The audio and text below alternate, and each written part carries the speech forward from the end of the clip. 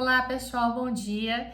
Então, hoje é aula complementar, na verdade, uma aula de sistematização de alguns pontos que eu acho que mereceriam uma reflexão maior sobre direitos humanos, que já vai servir também como uma ponte para a aula sobre sistemas internacionais de proteção de direitos humanos. Eu até havia dito que eu ia publicar essa aula, na semana passada, mas eu achei melhor já fazer junto, porque hoje seria aula realmente de sistemas internacionais de proteção de direitos humanos, e eu acho que as duas coisas assim, as duas abordagens ou os dois assuntos estão muito relacionados e acharia interessante mesmo já publicar com uma aula só.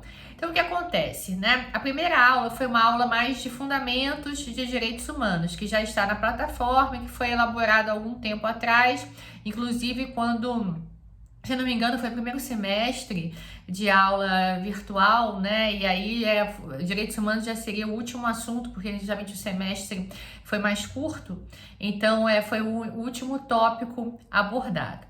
E aqui, então, eu vou estabelecer alguns pontos que são pontos chaves para a gente entender um bom posicionamento com relação aos direitos humanos, enquanto professora, enquanto pesquisadora e também coordenadora do OMA, que é o Centro de Direitos Humanos e Empresas. Então, eu tenho uma trajetória, desde o mestrado em Relações Internacionais, doutorado em Direito Internacional, em que eu trago justamente a questão também dos direitos humanos, e como coordenadora do OMA há mais de 10 anos sobre direitos humanos e empresas. Então, obviamente que você vai se aprofundando, vai se especializando e vai seguindo uma determinada linha, que dialoga muito com o enfrentamento, com a observação de violações de direitos humanos e obtenção de vários relatos sobre violações de direitos humanos nos territórios, no meu caso especialmente por empresas, mas enfim, que acabam tocando também em vários aspectos aí, tanto da concepção de direitos humanos quanto da possibilidade ou não de reparação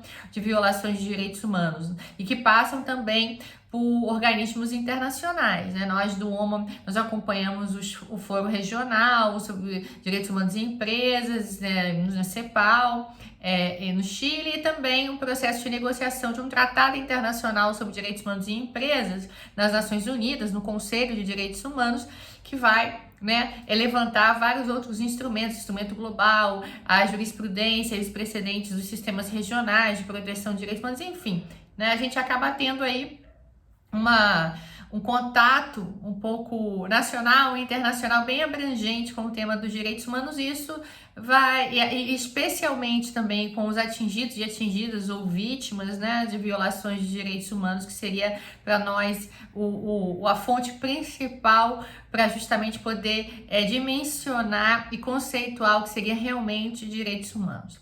Então, eu acho que eu vou aqui sistematizar os aspectos principais dessa abordagem seguida por mim a partir da minha experiência, tá? Que é sempre importante o professor, como recentemente eu participando, enfim, ouvindo umas entrevistas, participando de um seminário, eu cunhei essa frase que eu achei muito interessante de um pesquisador, que fala: importante não o pesquisador ser neutro, até porque essa neutralidade ela não existe, todo professor, todo pesquisador traz a sua bagagem, a sua visão de mundo, a sua ideologia, não tem como neutralizar isso, mas o importante é ele ser confiável, ou seja, ele ser sincero e claro no que diz, no que tange a sua trajetória, naquilo que ele acredita, que ele fez até então, que por isso, levou a trazer esse conteúdo e essa visão sobre esse aspecto da matéria, tá? Então, o primeiro ponto, eu sigo a teoria crítica, tanto no âmbito teórico em geral, do direito, quanto dos direitos humanos. E aí eu trago quais autores que possam justamente exemplificar essa dinâmica da teoria crítica, Claro que tem uma perspectiva aí no início da escola de Frankfurt marxista sobre a teoria crítica, e que obviamente me influencia muito do meu pensamento, porque eu depois no mestrado, doutorado, segui autores neogramscianos, neomarxistas, sobre as relações internacionais e também direito internacional e direitos humanos. Então a gente tem aí uma perspectiva neomarxista em geral, da teoria crítica, dentro da escola de Frankfurt, que se preocupa muito com a questão da transformação social, tá? Então, tem a tese 11, famosa, de Feuerbach, que é trazida de Marx, inclusive tem um canal muito conhecido, chamado Tese 11, né, que justamente se inspira nessa tese, que em determinado momento, em que se enfrentava inclusive a ascensão do nazismo, do fascismo, alguns teóricos falavam o seguinte: olha, a gente está teorizando muito, interpretando muito o mundo e muito passivos frente às situações em curso, e agora os teóricos, os acadêmicos precisam também se dedicar a mudar o mundo, né? Usar esse seu conhecimento e ir para o campo, né? No sentido de trabalhar também para as mudanças sociais. E aí, essa questão da tese 11 que traz o elemento da praxis, que vai teorizar como que o conhecimento pode se relacionar com a prática, e aí as duas dimensões vão estar interrelacionadas o tempo todo, que eu realmente acredito. Não acredito nessa quebra, nessa ruptura entre teoria e prática, e você tem que ter, obviamente, uma experiência, uma teoria que vai beber nessa experiência prática emancipatória, que tem que sempre ter esse movimento emancipatório, e também, aí, digamos assim, você colocando à prova essa sua teoria na prática, ela vai também influenciar na própria mudança qualquer que seja necessária na sua própria teoria, né? Não existe nenhuma teoria independente da prática e nem uma inserção prática que não tenha aí uma influência de uma determinada teoria. Mas ambos movimentos, ambos setores têm que estar abertos a transformações e a mudanças no que tange tanto aquela teoria formulada como aí a sua forma de inserção, né? São aprendizados que se retroalimentam. E aí a gente tem o conhecimento de Paulo Freire, né? Que falam justamente dessa pedagogia do oprimido, dessa pedagogia que é emancipatória, né? Ele fala desse conceito de praxis, que remete a isso, né? A uma teoria que está vocacionada para a transformação, que quer fazer uma incidência prática, mas que também não é extensionista nos moldes, né, da década de 50 americanas, que o pensador leva a sua concepção para a prática e vai, né, quase catequizar, se a gente for pensar também de algum aspecto cristão, né, aqueles ali, né, na terra, no território. Não, ele vai, né, levar a sua concepção com essa vocação de transformação e vai justamente aprender com as vivências territoriais e transformar e ajudar a formular um conhecimento que sirva melhor aquela realidade, a transformação emancipatória de empoderamento realmente daqueles detentores da terra, do território, das suas realidades, né, que aí também e que possa estar aberto também para a transformação das suas próprias concepções, né? Enfim, então essa vertente inicial, né, dessa força motriz que gera aí, que faz nascer a teoria crítica, é algo que me interessa muito, que realmente se relaciona com as teorias, a forma de ver que eu tenho, né? Tanto os direitos humanos quanto o direito internacional, o direito de modo geral, os direitos humanos, o direito internacional e a minha inserção nos direitos humanos em empresas. E aí, essas vertentes da teoria crítica, elas dentro da escola de Frankfurt vão se transmutando, né? E hoje você tem várias gerações aí de teoria crítica, dentro da escola de Frankfurt, né, de versões críticas, que podem inclusive ser divergentes, contraditórias, enfim, tá? E aí, dentro desse marco da teoria crítica, eu trago também alguns autores bem específicos para vocês. Como eu falei, obviamente que tem essa base marxista inicial, mas aí a gente tem, naquilo que foi o desenvolvimento específico do tema dos direitos humanos, tá? Porque, obviamente, que a vertente marxista da teoria crítica servia para a teoria dos direitos humanos, teorias sociais em geral, né? Que atentava para o pesquisador, para o pensador, para que ele se preocupasse não só com a tradução do mundo, com a sua interpretação, com uma teorização distante da realidade, mas também com uma transformação social. Então, ser militante não necessariamente te retirava do campo teórico científico, né? Respeitável, pelo contrário, né? Ser militante, buscar uma incidência, te fazia o real teórico, né? Aquele que realmente estaria fazendo uma teoria social necessária para o seu tempo, para o seu momento, porque justamente o teórico tem que dialogar com o seu tempo, primeiro com onde está, né? E com o tempo em que está vivendo. Eu, por exemplo, sou claramente uma teórica da América Latina, brasileira, estou vivendo o momento que nós estamos vivendo hoje, né? De uma divisão internacional do trabalho, de dominação que permanece colonial, racista, né, patriarcal, e que, obviamente, vive também ameaças à democracia e aos direitos humanos radicalmente hoje no nosso território. Então, obviamente que eu vou pensar, tenho minhas tradições de pesquisa, mas tenho que pensar também sobre isso. Pois bem, então a gente tem essa base, né, onde eu vou lá, né, buscar tive a minha formação de teoria crítica, sobre teoria crítica das ciências sociais, que se influenciou muito sobre a perspectiva da tese 11, da praxis, né, da necessidade de transformação da sociedade. E quando vai se debruçar sobre o tema dos direitos humanos especificamente, dentro dessa perspectiva crítica, também pôde acessar outros autores. E aqui eu trago especialmente Joaquim Herrera Flores, tá? Costas do Usinas e o Boaventura de Souza Santos. Por quê? Porque a gente vai pensar nos direitos humanos da seguinte forma: os direitos humanos, e o Boaventura de Souza Santos fala muito isso, né? Eles acabaram, já existiam, né? Desde a antiguidade, enfim, essa questão da preocupação com a dignidade da pessoa humana, a partir da necessidade da luta, da resistência frente a processos de dominação, eles, né, esse movimento, é isso que a gente chama de direitos humanos, nunca como algo dado pelo Estado, concedido, interpretado pelo judiciário, mas sim como expressão da luta contra um processo de dominação em diferentes processos históricos, ele sempre esteve presente. Tá? Agora, não necessariamente com esse nome, com essa bandeira. Até o Boaventura de Souza Santos lembra que mesmo nos processos de descolonização africana não levaram a bandeira dos direitos humanos, tá? Essa bandeira universal, liberal dos direitos humanos é um pouco datada. Isso que a gente tem como grande concepção dos direitos humanos hoje é uma determinada concepção dos direitos humanos. Uma determinada concepção que também se tornou hegemônica e que tem alguns problemas, tá? Por isso que a gente aí vai também ter que dialogar com Joaquim Herrera Flores quando ele vai falar da reinvenção dos direitos humanos. O professor Joaquim Herrera Flores, ele diz, olha, isso que a gente chama hoje de direitos humanos é muito importante, que é justamente todo esse exercício de resistência a processos de dominação, de intervenções arbitrárias do Estado ou de outros processos de poder, né, na vida de oprimidos, né, e aí tem uma relação social de dominação que é claramente compatível, por exemplo, com o capitalismo.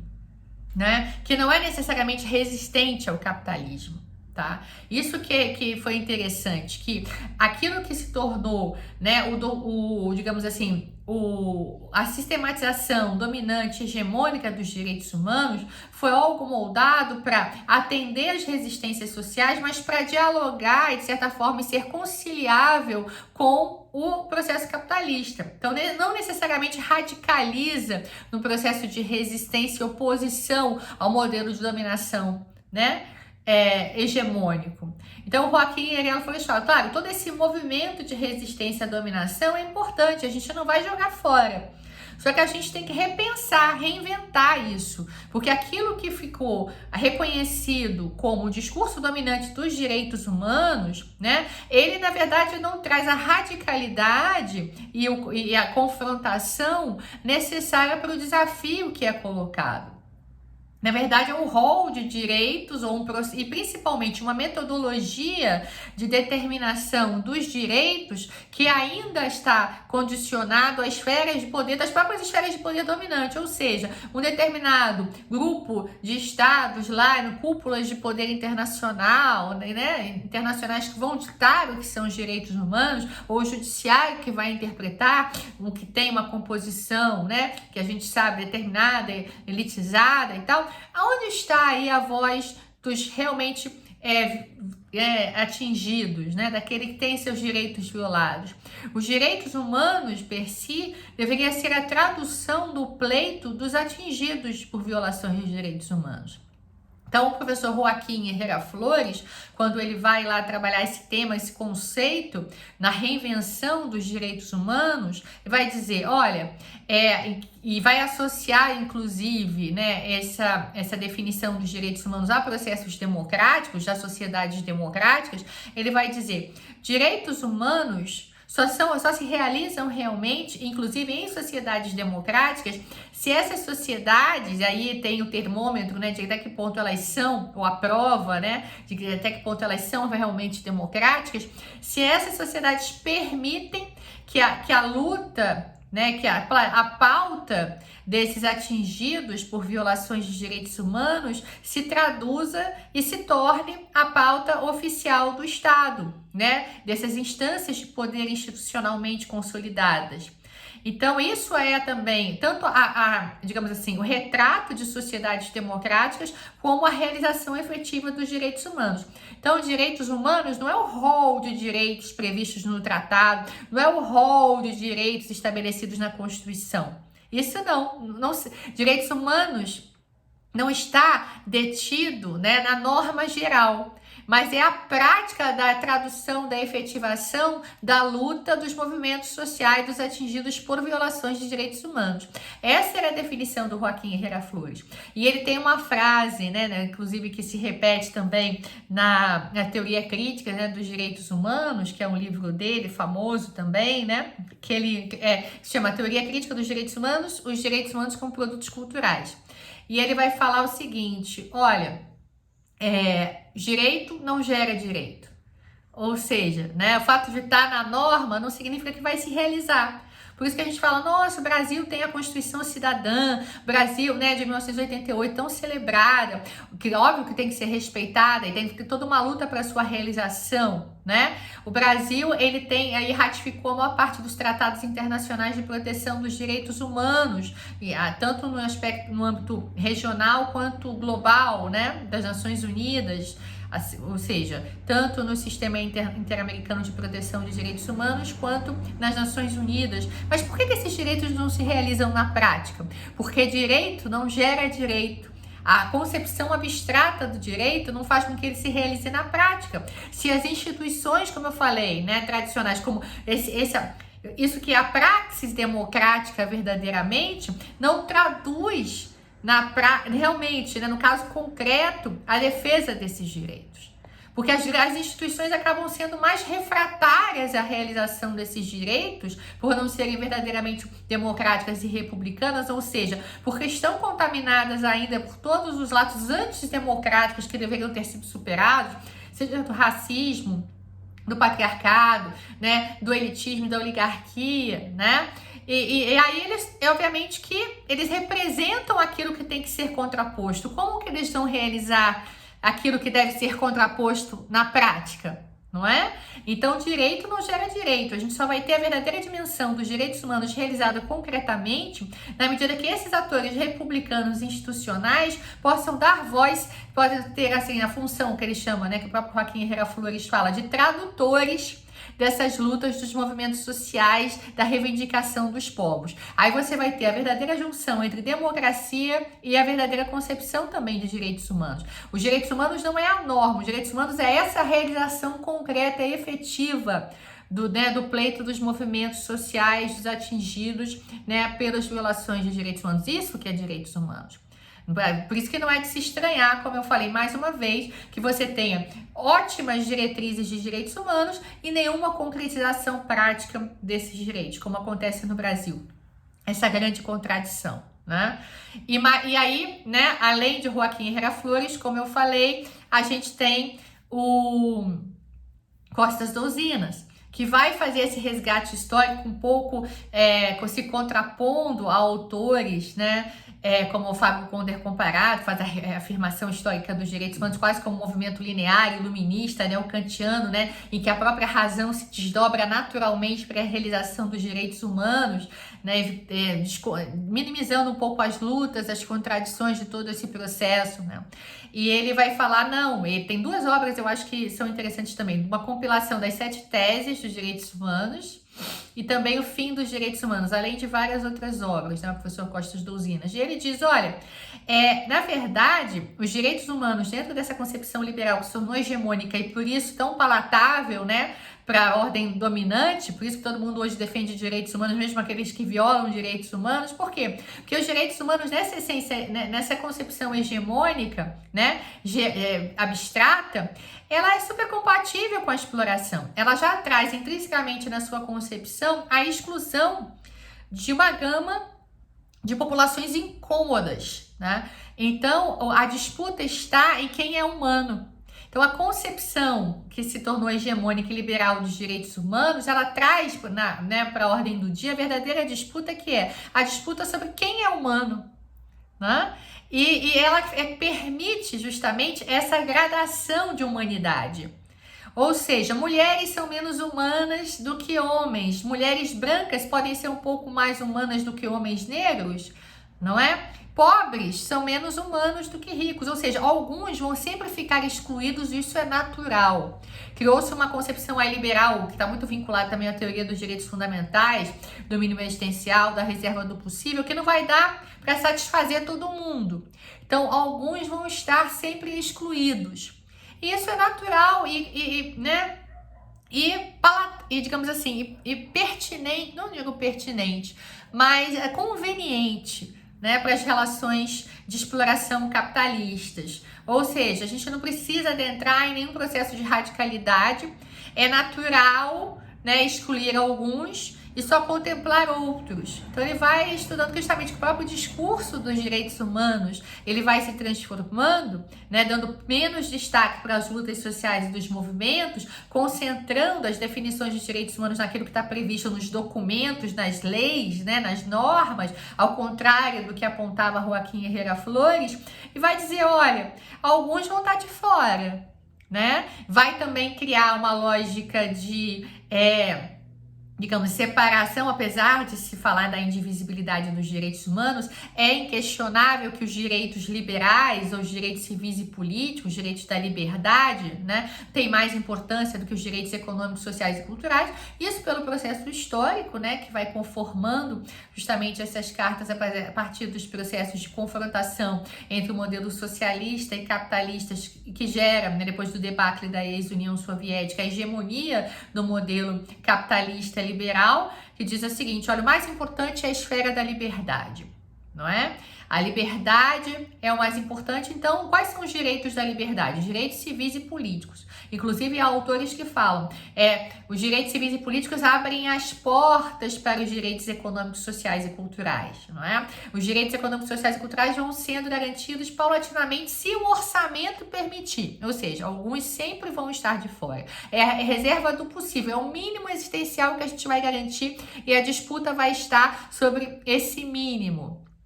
Quem tem direito a esse mínimo? Alguns, obviamente, inevitavelmente vão estar de fora. Percebam?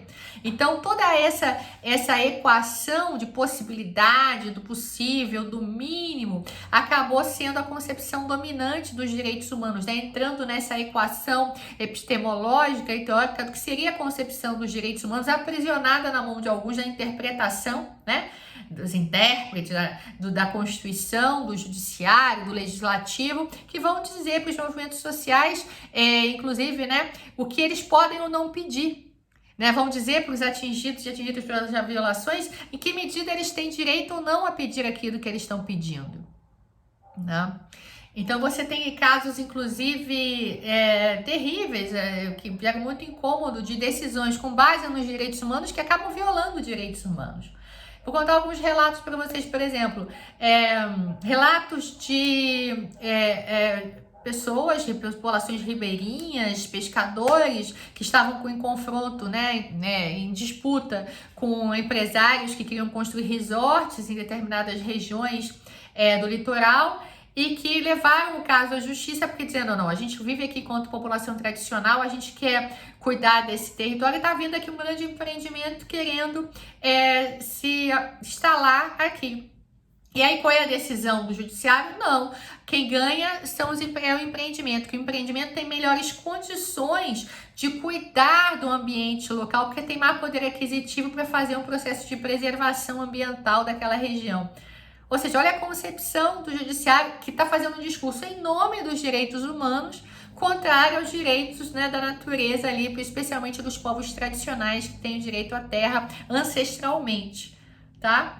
Então, toda essa questão, obviamente, dos direitos humanos, quando se afasta da sua matriz inicial, né, que é realmente a voz dos oprimidos, e se torna aí um espaço, digamos assim, abstrato, ou uma concepção genérica, intelectual, capaz de ser submetida a, inclusive, a equações matemáticas e lógicas de interpretação de sábios iluministas, né?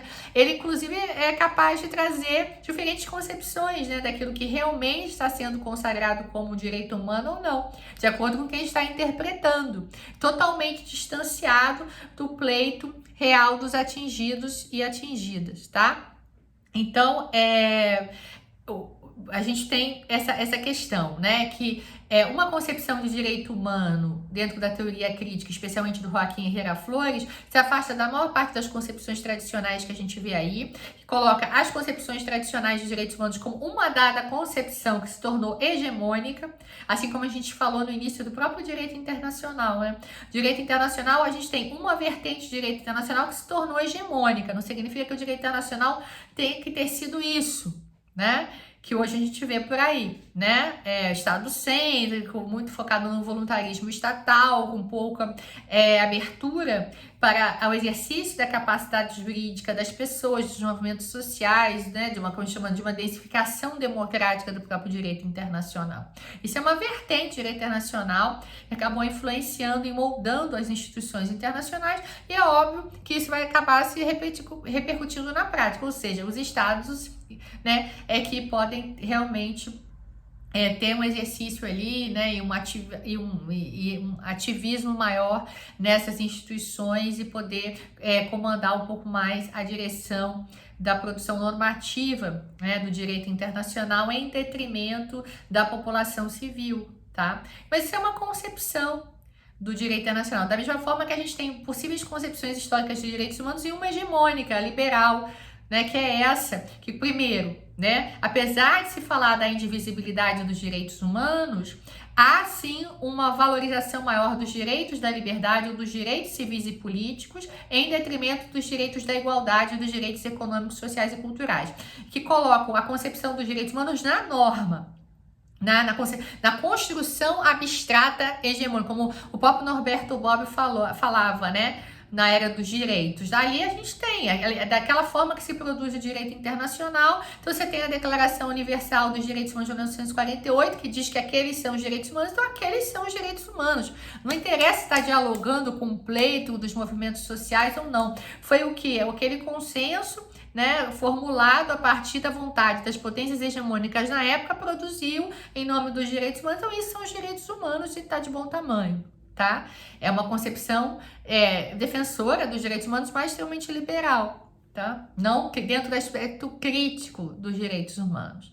Então, primeiro a gente passa por essa concepção, a partir da teoria crítica, que eu adoto, que é mais próxima do pensamento do professor Joaquim Herrera Flores, como eu falei, que está dentro da teoria crítica dos direitos humanos e também da reinvenção dos direitos humanos, que fala que os direitos humanos só são realmente direitos humanos quando é um produto, né? Se tem ali o produto da reivindicação das lutas dos movimentos sociais, porque primeiro não esquece a luta dos movimentos, né? O processo de luta e de reivindicação. O Estado nunca deu nada. Direito humano é um processo de luta, de embate, de conflito, tá?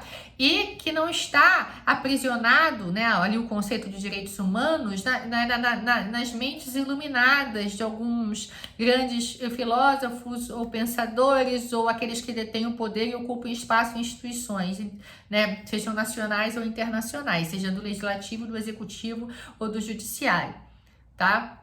Que muitas vezes acabam decidindo conforme os seus interesses e contrário aos próprios direitos humanos, se a gente fosse observar na sua essência transformadora, naquilo que realmente poderia transformar a sociedade radicalmente, né? E aí, obviamente, o que a gente acaba vendo na prática, como fala o Costas do Usina, seja no fim dos direitos humanos ou nas 7 teses dos direitos humanos, é que os direitos humanos, da sua vertente hegemônica, né, liberal, ela acaba sendo extremamente, digamos assim, compatível, né, com o processo de dominação capitalista, já trazendo na sua essência uma certa limitação do movimento radical, né, dentro na sua melhor concepção dos direitos, mas dizendo, olha, alguns vão ser sempre excluídos, isso é natural, não dá para conceder tudo para todo mundo. Então vamos criar aqui formulazinhas, né, para colocar essas escolhas, que são escolhas políticas, dentro de sociedades desiguais que reproduzem essa desigualdade em equações pretensamente científicas, né? Aí a gente tem vários modelos. A teoria dos direitos fundamentais pode ser reconhecida como um desses modelos, que traz toda essa na discussão dos direitos humanos para fórmulas científicas palatáveis e aplicáveis ao poder judiciário, né?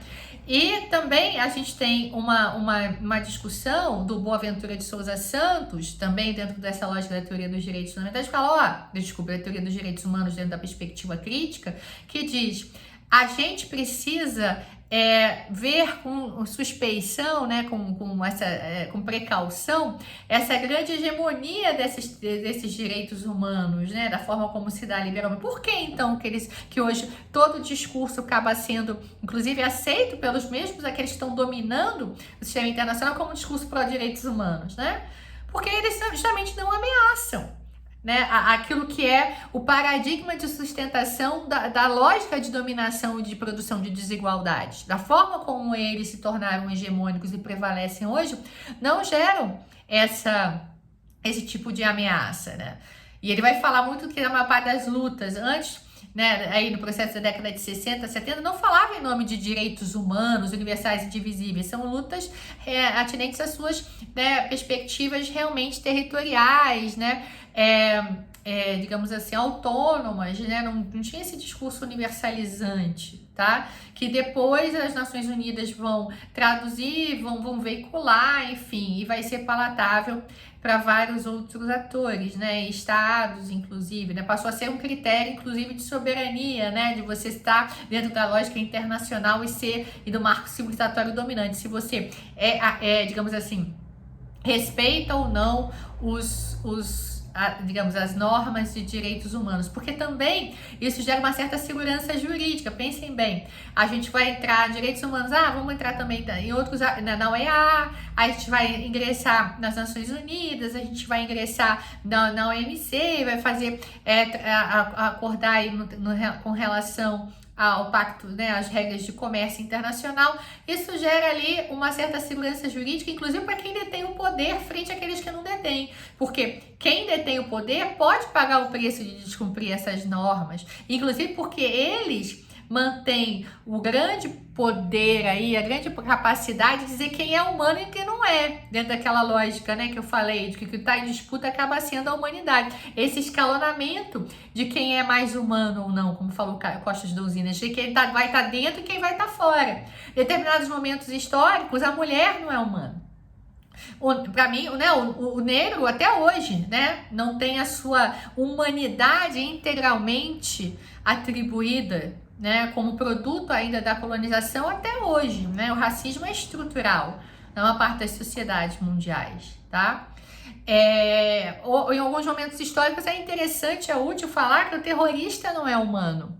Não, eu cumpro com os direitos humanos, mas o terrorista tem que ter um tratamento diferenciado porque ele não é humano. Então, as grandes potências hegemônicas, elas dentro dessa lógica aí do que se conformou como direitos humanos na sua perspectiva hegemônica, ainda ganham essa atribuição, né? Essa capacidade de ditar o que está em disputa, o que é humano e o que não é, quem está na categoria de humanidade ou não. Hoje a gente tem essa frase famosa, né? Direitos humanos para humanos direitos, para o cidadão de bem. Então, o cidadão de bem merece o direito humano. Aquele que não é o cidadão de bem dentro da concepção, sei lá de quem, né, não merece os direitos humanos. Então, os direitos humanos da concepção liberal dominante, ele, digamos assim, eu acho que minimizou muito da concepção da radicalidade da transformação social, né? E dessa capacidade de realmente ser a tradução das lutas dos movimentos sociais. E acabou sendo uma conjugação de normas ali atribuídas a alguns detentores de poder nas sociedades ditas democráticas. É isso que basicamente a gente observa como crítica, né, aos direitos humanos hoje. E obviamente não significa abandonar os direitos humanos, mais do que nunca é importante, né, trazer à tona a necessidade de respeito dos direitos humanos, mas quais direitos humanos? Reinventando os direitos humanos, né, dando realmente a concepção mais transformadora aos direitos humanos, como deveria ter ocorrido desde, né, das suas primeiras manifestações antes da antiguidade, né, como processo realmente de luta para a transformação social, como era identificado justamente nas escolas de Frankfurt, né, pela teoria, pela tese 11, pela concepção de praxis, como falava, né, o nosso grande teórico brasileiro Paulo Freire, além de outros nomes, como eu estou citando aqui, do Boaventura de Sousa Santos, português, do Joaquim Herrera Flores, espanhol, do Costas Dosinas, que trabalha também na London School, né? Então tem várias correntes, Hélio Galhardo, chileno, enfim, várias concepções, além de várias vertentes, né, de teoria crítica dos direitos humanos, dentro do pensamento decolonial também, a questão do feminismo negro, que traz concepções de direitos humanos com várias mulheres, você tem, né, vários homens, mas você tem várias mulheres que também, Catherine Walsh, né? Você tem Leila Gonzalez, como trabalhar o feminismo negro, vai trazer a concepção de direitos humanos, né? Aí você tem a Bell Hooks, que faleceu recentemente, trabalhando claramente essa dinâmica através do feminismo negro da concepção de direitos humanos, enfim, né? Vários autores com diferentes matrizes e vertentes, mas aqui eu trouxe esses que trabalham especificamente dentro da vertente jurídica, né?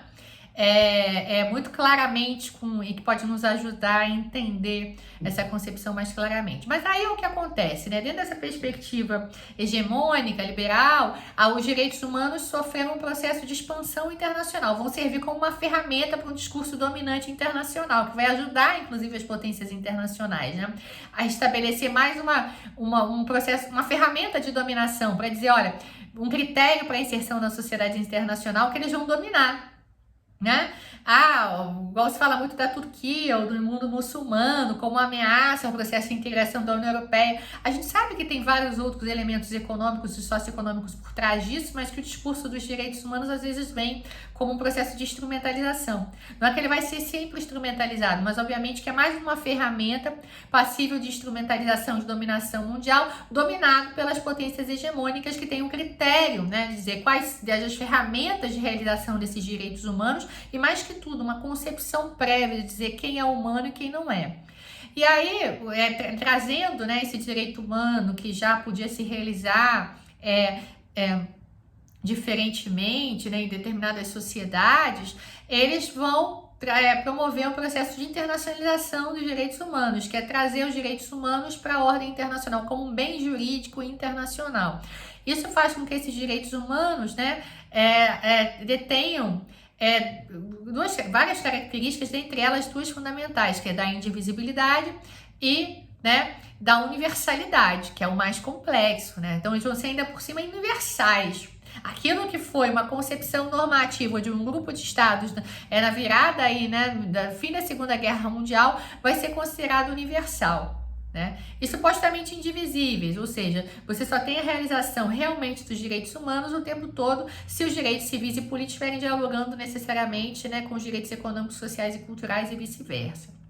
Mas o que a gente percebe ontologicamente, né, quando eles ao mesmo tempo vão contar a historinha da origem dos direitos humanos, eles vão o quê? Demarcar isso da grande importância nas revoluções burguesas e liberais do século XVIII. Então, a Revolução Francesa é colocada aí como um grande lema, que era o quê? A necessidade dos burgueses se emanciparem frente à intervenção do Estado, a liberdade, né?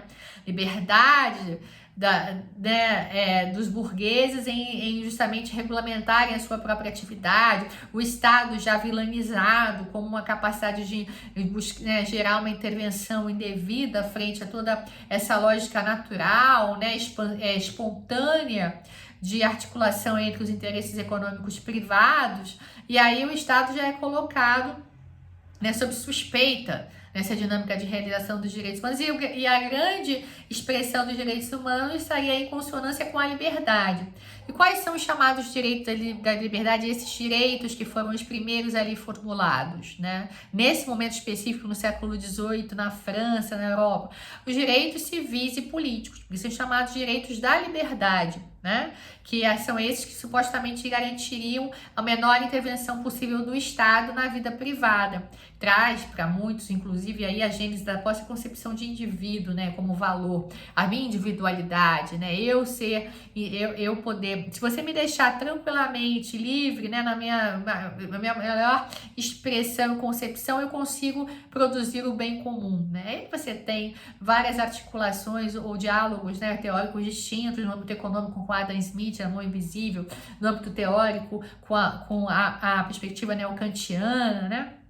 Então, mas essa concepção, né, do indivíduo, do individualismo, né, que eu acho que é diferente da utilização do indivíduo, como o núcleo central da concepção dos direitos humanos. Mais importante até do que concepções coletivas. Hoje, por isso que a gente tem muita dificuldade, né, de realizar na prática uma concepção de coletividade, de coletivo, de direitos difusos, coletivos. A gente é mais, né, criou uma tradição, uma expertise muito maior, né, em conceber e atribuir e realizar direitos individuais, garantias individuais, né, desde a concepção de propriedade particular até, né, concepções de meritocráticas e tal, de inserção na sociedade, né? A perspectiva individual passou a ser muito cara às concepções democráticas, representativas, liberais, burguesas, atreladas a esse discurso de direitos humanos. E os direitos da igualdade, são aqueles direitos chamados de direitos econômicos, sociais, culturais e outros, passaram aí a serem decorrência do aprimoramento dos direitos civis. Então a gente passou a conviver, percebam, apesar de uma discussão da indivisibilidade, acaba havendo uma divisão, né? Porque a gente concebe esse argumento de que sociedades realizem primeiro os direitos civis e políticos e com o tempo, ou com a própria capacidade orçamentária, venham paulatinamente realizar os direitos econômicos, sociais e culturais, a igualdade. Ou seja, a gente convive, isso é muito importante, com toda essa concepção hegemônica, liberal, burguesa de direitos humanos, que é uma concepção de direitos humanos possível, não é a única, né? A gente acaba convivendo mais facilmente com a falta de igualdade do que com a falta de liberdade. A gente faz até intervenções em estados e faz julgamentos em nome da democracia, dos direitos políticos, das liberdades civis. Agora, ninguém intervém em nenhum estado por distribuição de renda. O Brasil é um dos campeões de desigualdade social, né, e ninguém vem intervir no Brasil para melhorar a distribuição de renda. Né? Mas se há algum tipo de ameaça à democracia, aos direitos por âmbito internacional, há até mecanismos de intervenção suscitados por organismos internacionais, como a OEA, as Nações Unidas, nesses países. Né? Há até cruzadas em nome da liberdade, intervenções bélicas, né, em nome da liberdade de Estado. Mas ninguém intervém para acabar com a pobreza em lugar nenhum.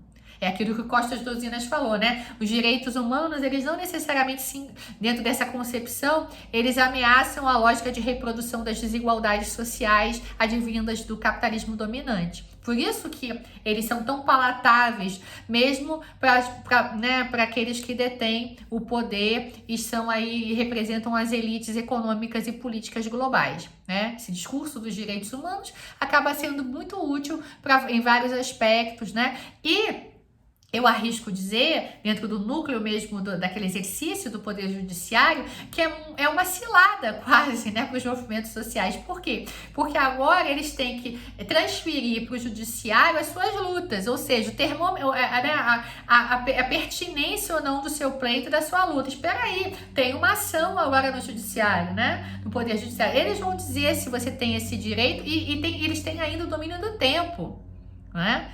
Isso é muito importante, o tempo do judiciário. Você tem que aguardar a decisão. Isso é algo que afeta diretamente na capacidade de luta e transformação. Porque como é que os movimentos se mantêm organizados, resistentes em determinados territórios frente aos processos de dominação, com todo o tempo e demora que o judiciário tem justamente de dizer o direito. efetivamente a esses grupos, né? Então acaba sendo uma ferramenta de controle, né? De apaziguamento dos conflitos sociais, ao invés de emancipação, né? Os direitos humanos, na sua essência inicial, veio a ser um mecanismo de emancipação, tá?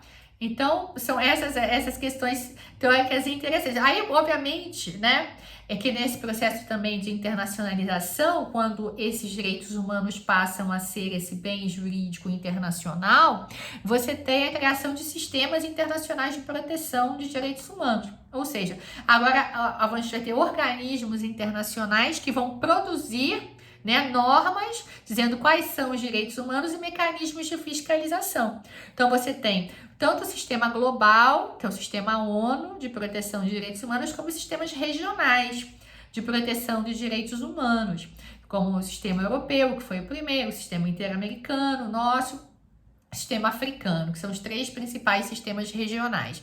Qual a diferença inicial, né, que a gente pode já apontar entre esses grupos de sistema, global e regional? O sistema global não tem uma corte, até porque muitos falam, poxa, é muito complicado ter uma corte, né, global, internacional, realmente possa julgar os casos ocorridos em qualquer lugar do mundo.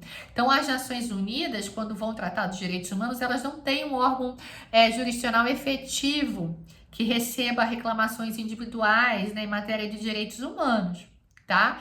Então, você tem os comitês de direitos humanos ainda, que vão ali fiscalizar os tratados internacionais do sistema global sobre os direitos humanos, vão monitorar com relatórios, vão fornecer esses relatórios e também contar com mecanismos de revisão periódica universal, onde os estados fornecem, os próprios estados, vejam bem, né? Relatórios sobre se estão cumprindo ou não os direitos ali, né, previstos nos tratados internacionais, e que vão ser depois enviados para o Conselho de Direitos Humanos das Nações Unidas, que é um órgão relativamente novo das Nações Unidas, criado em 2006, que está vinculado à Assembleia Geral das Nações Unidas. E ali vão ser produzidos relatórios sobre a situação dos direitos humanos, né, nesses estados. Claro que quando antes, né, não existia o conselho vinculado à Assembleia Geral. Existiam esses comitês ligados a cada um dos tratados, que por sua vez era ligado ao Comitê Econômico e Social das Nações Unidas, que é um órgão politicamente quase irrelevante frente a uma Assembleia Geral, né? Então muita gente fala que a grande melhora foi esse mecanismo de revisão periódica universal, que agora supostamente faz-se uma observação e a produção de relatórios periódicos sobre a situação de direitos humanos, e esses relatórios podem ser, inclusive, né, ser objeto depois de resoluções, de recomendações da Assembleia Geral da ONU, que é um órgão que tem uma importância política muito maior do que o Comitê Econômico e Social. Então, agora o Sistema Global das Nações Unidas, especialmente a partir de 2006, é constituído sobre essa lógica, né, de comitês que regulamentam o cumprimento de cada um dos tratados do Sistema ONU em matéria de direitos humanos, que são vários, né, e aí que vão geralmente submeter a sistematização desses tratados para o Conselho de Direitos Humanos, que vai aplicar, por sua vez, o mecanismo de revisão periódica universal, que vai escolher, né, determinados estados para serem fiscalizados e terem seus relatórios enviados, né, para as Nações Unidas diretamente, e vai ter aí uma avaliação sistemática. Bom, estão cumprindo ou não os direitos humanos? Se houver alguma violação grave apontada, que o Conselho realmente remeta isso como uma observação contrária ao Estado ou à Assembleia Geral, a Assembleia Geral pode produzir algum tipo de recomendação contrária a esse Estado. Isso, apesar de não ser vinculante, a gente viu que nenhuma resolução fora, né, sentenças da Corte Internacional de Justiça ou as resoluções do Conselho de Segurança das Nações Unidas são vinculantes, mas as resoluções da Assembleia Geral têm um impacto político global muito maior do que o Comitê Econômico e Social, né? Então pode reverberar mais para a imagem, contrariamente à imagem do Estado, se ele se diz, né, cumpridor ou não dos direitos humanos, né? Então isso pode ter um impacto relevante. Aí fora esse sistema global, a gente tem os sistemas regionais. O sistema europeu, né, da década de 50, que não tem nada a ver com o processo de integração econômica europeia, né? Mas que apesar de também ter surgido na década de 50, que você tem também dentro dessa mesma lógica, né,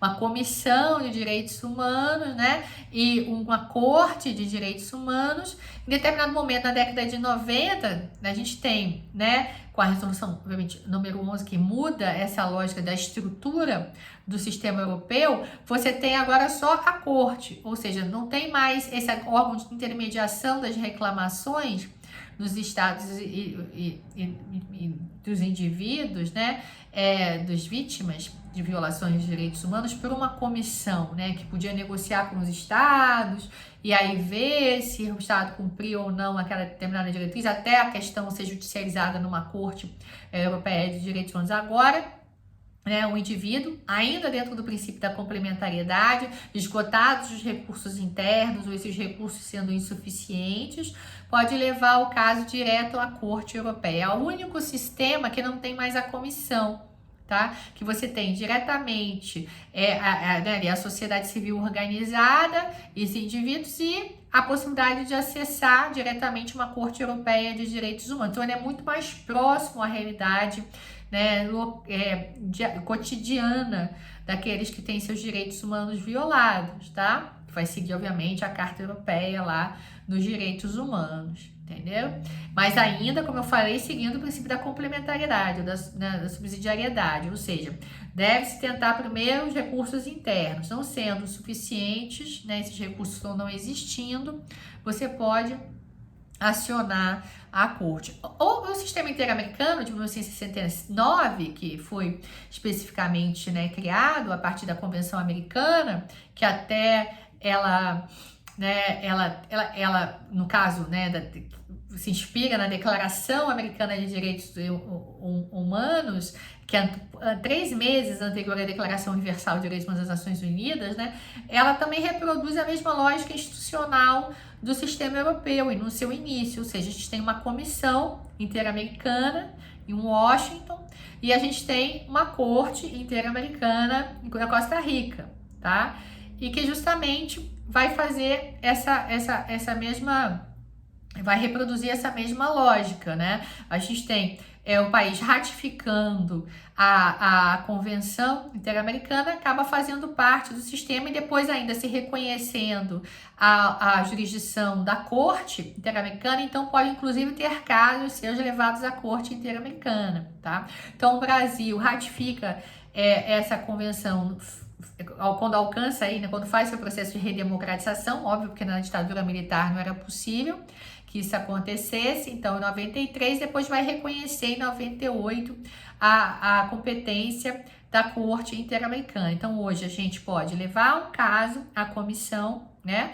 A gente tem indivíduos, grupos de indivíduos, organizações não governamentais que tenham seu status, né, jurídico reconhecido nas suas sociedades internas, podem, esgotados os recursos internos ou, né, não existentes esses recursos, não esgotados depois de 6 meses, né, não transcorridos 6 meses de esgotamento de todos os recursos, né, podem levar um caso à comissão. A comissão vai fazer essa tentativa de solução amistosa, como eu tinha falado, que o que acabou no sistema europeu, né, em que a comissão vai dialogar com o Estado e tentar justamente alguma medida que o Estado reconheça logo a responsabilidade e venha a sanar aquela violação.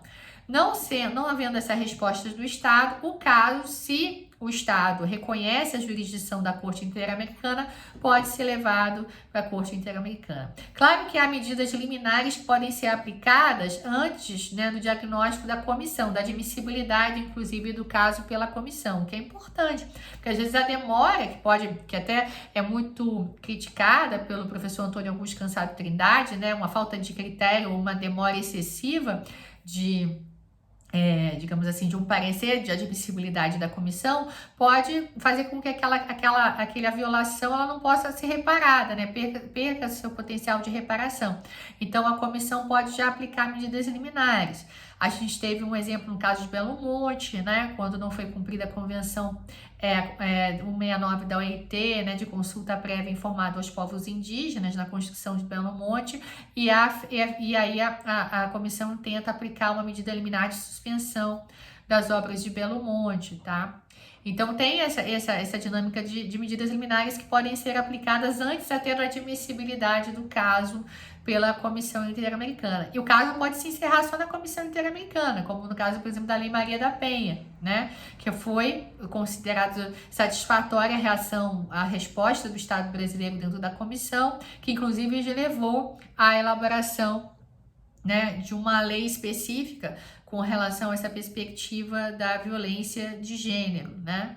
Que é a Lei Maria da Penha. Foi o tributo lá, foi uma demanda da comissão que o Estado brasileiro teria cumprido. Mas a gente tem casos também que chegam à própria corte, caso Escher, né, que é muito interessante, Araguaia, né, o caso da Damião Ximenes Lopes, que traz uma perspectiva muito importante, né, de uma premissa da centralidade do sofrimento da vítima, que resgata, ao meu ver, um pouco do que era a concepção de direitos humanos do próprio Joaquim Herrera Flores, quando ele dizia: direito humano não é na norma que está abstrata, ou na concepção ali, né, de interpretação de determinados membros de instituições, mas sim ele pode ser efetivamente perquirido na narrativa, no sofrimento realmente da vítima, né? Ele é que tem que ter protagonismo, as vítimas que tem que ter protagonismo nessas instâncias, para que esses membros dessas instituições serão meros tradutores da dor, né, realmente do que é,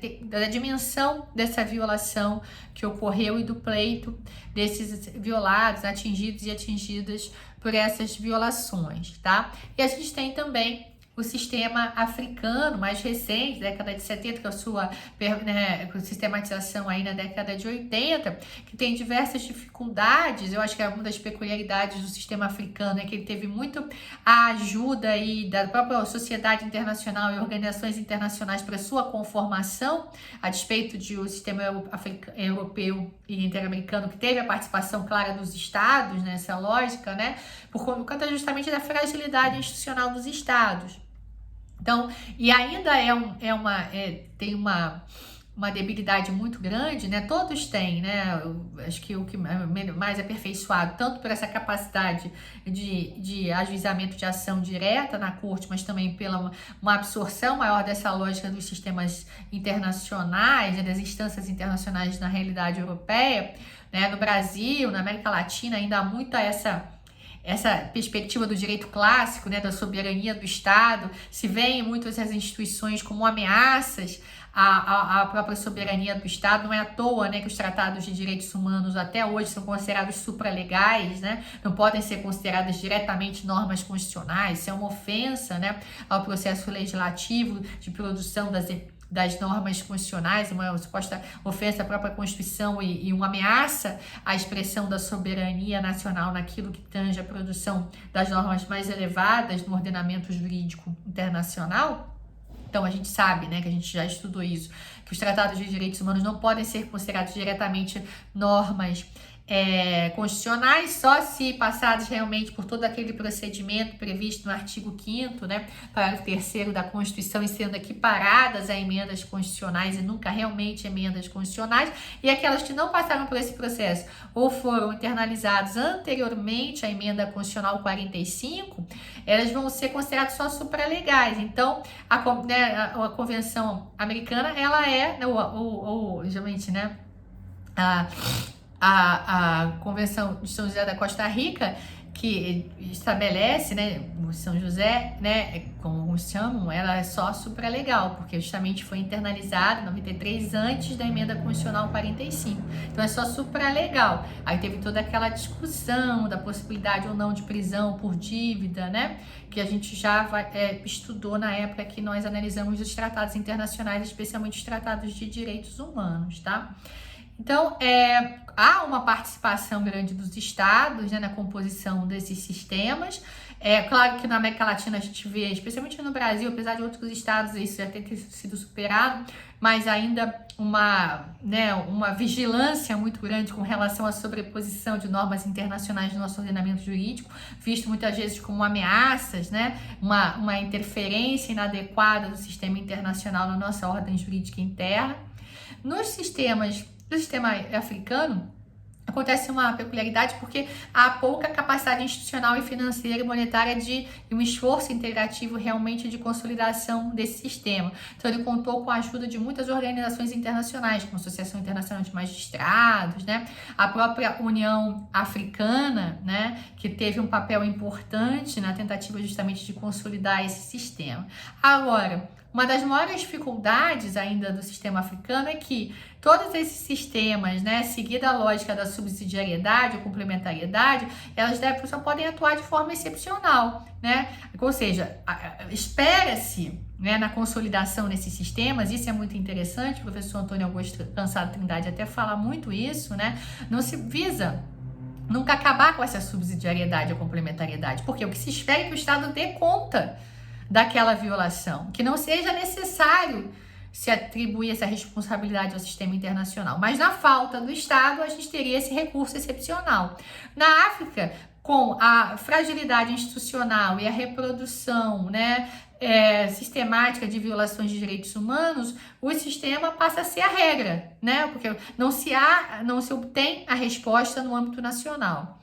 E depois, no momento de cumprimento das sentenças, há o boicote, a incapacidade dos estados institucionalmente de cumprir devidamente essas sentenças, ou o boicote financeiro, inclusive, ao próprio sistema com digamos, a contribuição errática, né, que os estados africanos dão justamente à consolidação desses sistemas. Não que os sistemas outros regionais, como especialmente o interamericano, não sofram um boicote, né?